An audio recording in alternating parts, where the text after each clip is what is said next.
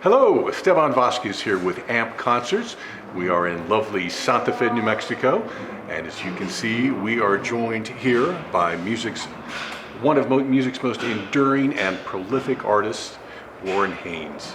Warren, thank you very much for finding a few minutes to be with us here. My pleasure. Of course, Warren, co-founder of Gov't Mule, a solo artist and a veteran of the Allman Brothers and the Dead. Warren, you are finally back on the road big time again. After these last couple of years, what does it feel like to be in front of live audiences again? Well, it feels great for us, and I would imagine similarly great for the audience. We're all in this thing together, and we all have been cooped up for too long and not able to enjoy live music for too long, and it feels great. Well, I imagine it does, and we're looking forward to the show tonight, that's for sure. And for all of the tour dates, just go to mule.net, and it's quite an extensive tour you got going on here. We're making up for lost time. No doubt. So all across the U.S. and Europe upcoming here in just the next few weeks and months. So it's just been a few months since Mule released Heavy Load Blues, your first blues record. Are we going to see a lot of that tonight and during this tour? Yeah, we play a fair amount of blues every night on this tour, usually 3 or 4 songs from Heavy Load Blues. But, you know, since it's been so long since we were able to tour, we kind of feel like we need to include a little bit of everything. You know, we have what will be our 12th studio album is coming out early next year, and it's a lot of material to choose from, and we want to kind of make sure that we represent all of it in some ways, and also, as you guys know, every show's different, every set list is different, so what we play tonight will be completely different than what we play in Flagstaff tomorrow night and what we played in Vail last night. Right on. And of course, Heavy Load Blues is your first blues record. Yeah. And you're into genre experimentation and integration, and your fans are too. Talk about that. Talk about your plans for the future and just how that works. How do you integrate that in your music?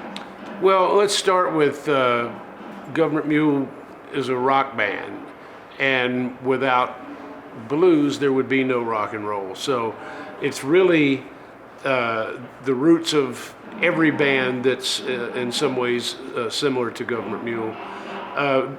Blues influences almost everything that I do in one way or another, but this is the first time that I've done something that I feel was strictly blues and kind of adhering to tradition much more than ever. Well, we're loving listening to it. I know I sure am, and I recommend everyone check it out. And you know, you came up during a different time in the music industry. You know, it's always kind of been a swamp. But back in the day, people used to buy records and kind of feed the machine. And nowadays with streaming, that's not what's happening. And it's really not a viable business model for people to sell recorded music.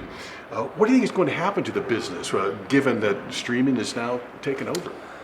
You know, it's any man's guess, I guess, what is going to happen. I know that live music is going to be a valuable commodity in the future, and the more it becomes easy to kind of make someone with marginal talent sound better than they are in the studio with all the new technology and stuff, with pitch correction and rhythm correction and making someone's voice sound like somebody else's voice. In the future, when you go see someone live and they can really play or really sing, it'll be apparent from the moment a singer opens their mouth. Like when you hear Aretha Franklin, it takes you about 5 seconds to realize that you love her voice, you know. And so I think that will always prevail. As far as revenue, it's become more and more important for bands to tour. Now, for a band like Gov't Mule, that's kind of always how we've operated. But bands that relied on airplay and hit singles and record sales are finding themselves in a position where they have to go out and tour to make a living. So we'll see where it all goes. As sure as someone predicts the future, somebody's going to invent something that changes it. So we'll see. Yeah, and it's worth noting, of course, that you've been an early adopter, and you're doing all the stuff that, keeping up with the technology. And if you go to mule.net, you'll see that you're recording your shows, you put them up. You've got a super robust website where people can go in and, take their choice from a lot of products to help monetize the business. Well, we have muletracks.com, which is a website where every show we've done since 2004 is available. We also allow our fans to record the shows, but we feel like what we offer is a higher quality alternative. So if you hear about a show that you wish you had attended, you can purchase the download of it. If you come to a show and go, I would like to buy this show to relive it in the future, then you can purchase it. For a band like us, it works really well because, as I mentioned, we play a different show every night. For a band that plays the same songs the same way night after night, that would make no sense. But our shows vary so much from night to night that every show is different, to the point that somebody might feel like they want dozens or hundreds or whatever of the shows if they so desire. Right on. Well, one more question, speaking to the young artists who are trying to find their footing for a career in music. What do you say to that person?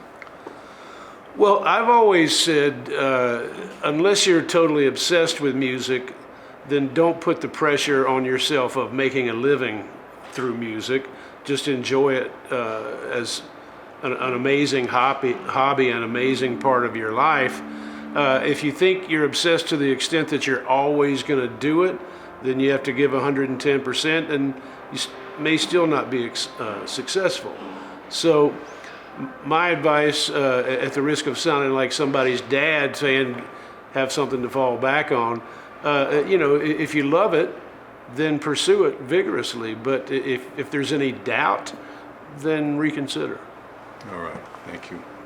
Well, thinking for a moment about the present and future outside of music, we've been going through some fucked up times, right? With all the things that have been going on, and whether it's the pandemic or the big lie, and we can see that you're aware of that and you're speaking to it through your music.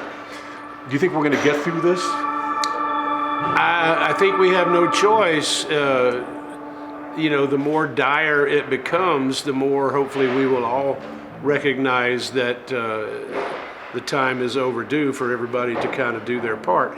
And especially just starting with rekindling communication and brotherhood among individuals that may be divided in so many ways. I hate to say it, but it's almost like we have to relive the 60s and 70s from that perspective of learning how to love each other, and I think if we leave things up to politicians to fix it, it's never going to happen. People have to get more and more involved, and to whatever extent you can, everyone should find ways that they feel like they can make a difference, and I feel like the last few years have been very, very challenging, but hopefully if things get somewhat back to normal, everybody can exhale and we could start thinking about healing, because right now we're all suffering from PTSD. Well, I'll tell you, we are looking forward to the healing tonight. And music is the healer. And you're going to be out there spreading the love and spreading the healing around the world, the U.S. and Europe. And that's pretty much what I had. Is there anything else that you kind of have on your mind that you want to share with the fans? Well, you mentioned Heavy Load Blues came out in November. At the same time that we recorded that record, we recorded what we consider to be the next Gov't Mule studio record that's a follow-up to Revolution Come, Revolution Go. That record is probably going to come out early next year, So there's another record in the can ready to go right now that I'm very proud of. One of the things that we did during the lockdown was write a lot of music and record a lot of music. So that's something I'm very proud of. Right on. We can't wait to hear it. It's going to be good stuff. And check out mule.net. We didn't have a lot of time today, but there's a news section there that's got a lot of articles and interviews that are well worth your time. So please do check it out. I am Estevan Vásquez. I'm here with video producers Paul Evans and Bazz McClain and band friend Ethan Dines. Thank you for watching. Sending all the best from AMP Concerts, New Mexico's #1 nonprofit concert promoter. Thanks again for watching.